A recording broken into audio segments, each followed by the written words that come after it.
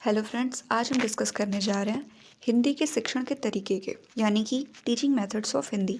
सबसे पहले बात करते हैं प्रदर्शन विधि की। प्रदर्शन विधि एक ऐसी विधि है जिसका यूज़ ज़्यादातर साइंस में किया जाता है, जिसमें कि बच्चे मॉडल बना के लाते हैं और टीचर उनको समझाते हैं या बच्चे खुद उसको समझाते हैं। इसका यूज़ हम लोग तब करते हैं जब बच्चे 6 to 8 में ज़्यादातर होते हैं। इसमें ज्ञान मूर्त से अमूर्त रूप में दिया जाता है, यानी कि बच्चों को जो भी वस्तु रहती है उसका मॉडल दिखाया जाता है और उसके बिहाफ पे उनको उसके बारे में समझाया जाता है। इसका एक एडवांटेज ये है कि इसमें छात्र और शिक्षक दोनों सक्रिय होते हैं। इसका यूज़ गणित, भूगोल, विज्ञान जैसे विषयों को रुचिकर बनाने के लिए किया जाता है। नेक्स्ट बात करते हैं व्याख्यान विधि की। व्याख्यान विधि को लेक्चर मेथड भी बोलते हैं। ये सबसे प्राचीन शिक्षण विधि है। इसमें जो टीचर होता है वो लेक्चर देता है और जो बच्चे होते हैं वो पैसिव होकर उनकी लेक्चर को सुनते हैं और जो भी इंपॉर्टेंट पॉइंट्स होते हैं उनको नोट करते हैं।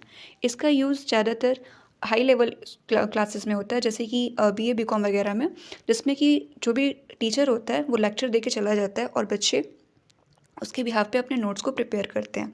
ये सबसे प्राचीन शिक्षण विधि है और इसका एक डिसएडवांटेज ये है कि इसमें केवल शिक्षक ही सक्रिय होते हैं, जो बच्चे होते हैं वो सक्रिय नहीं होते हैं।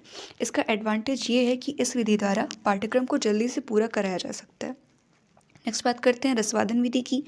रसवादन विधि का यूज़ हिंदी में ज़्यादातर होता है, वो भी काव्य शिक्षण में ज़्यादातर होता है। इसमें जो शिक्षक होता है वो काव्य का उचित यति, गति एवं लय के साथ वाचन करता है, यानी बच्चों को पढ़ाता है। शिक्षक काव्य में निहित रस की अनुभूति छात्रों को करवाता है और यह विधि केवल बड़ी कक्षाओं में ही संभव है। यानी कि रसवादन विधि में जो भी शिक्षक होता है वो इस प्रकार से जो काव्य होता है उसका पठन करता है कि छात्र उसमें पूरी तरह से डूब जाते हैं मीन्स कि उनको पूरी आनंद की अनुभूति होती है और फिर वो भी उसी तरह का वाचन करते हैं। नेक्स्ट बात करते हैं आगमन विधि की। आगमन विधि, इसमें पहले उदाहरण दिया जाता है। इस विधि में पहले व्याकरण के उदाहरणों को प्रस्तुत किया जाता है तथा बाद में उदाहरण के द्वारा नियमों की पुष्टि की जाती है। यानी कि अगर हमें किसी को सर्वनाम समझाना है कि सर्वनाम क्या होता है, तो पहले हम उसको एक एग्जाम्पल देंगे, जैसे कि राम एक अच्छा लड़का है, वह रोज स्कूल जाता है। यहाँ पे हमने उसको समझाया कि राम जो कि संज्ञा है और इसके स्थान पर जो शब्द प्रयुक्त हुआ यानी कि वह, ये सर्वनाम है।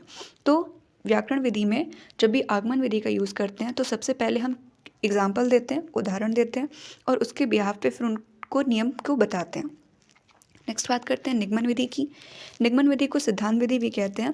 इसका यूज़ ज़्यादातर मैथ्स वगैरह में होता है। निगमन विधि में पहले नियम बताया जाता है, उसके बाद फिर उदाहरण बताए जाते हैं।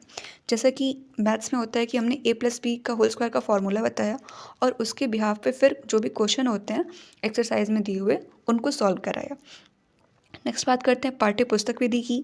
यह एक पारंपरिक पद्धति है जिसमें जो शिक्षक होता है वो किताब को बच्चों से पढ़वाता है या कभी कभी वो खुद पढ़ता है और फिर शिक्षक उन्हें पाठ के अर्थ को समझाता है और उसके बिहाफ पर जो भी क्वेश्चन आंसर रहते हैं उनको टिक कराता है। कहने का तात्पर्य ये है कि पाठ्यपुस्तक विधि एक ऐसी विधि है जिसका प्रचलन हमेशा से ज़्यादा रहा है। पाठ्यपुस्तक विधि में जो भी टीचर रहता है वो बच्चों से रीडिंग करवाता है, जिससे कि उनके वाचन कौशल का अच्छे से विकास हो सके। उसके बिहाफ पे जो भी हार्ड वर्ड होते हैं उनको वो क्या करवाता है, राइट करवाता है, जिससे कि जो भी उनको टफ लगे वो वर्ड वो अच्छे से समझ सके। उसके बाद फिर जो भी पार्ट रहता है उसको वो अच्छे से समझाता है। जो भी उनको प्रॉब्लम होती है वो बच्चे टीचर से पूछते हैं, यानी कि वहीं पर फॉर्मेटिव असेसमेंट भी हो जाता है बच्चों का। उसके बाद फिर जो भी एक्सरसाइज दिए रहते हैं उनको वो कंप्लीट करवाता है। नेक्स्ट बात करते हैं सूत्र विधि की। सूत्र विधि में अध्यापक विद्यार्थियों को कुछ सूत्र समझाते हैं तथा विद्यार्थियों द्वारा उन्हें कंठस्थ कर लिया जाता है।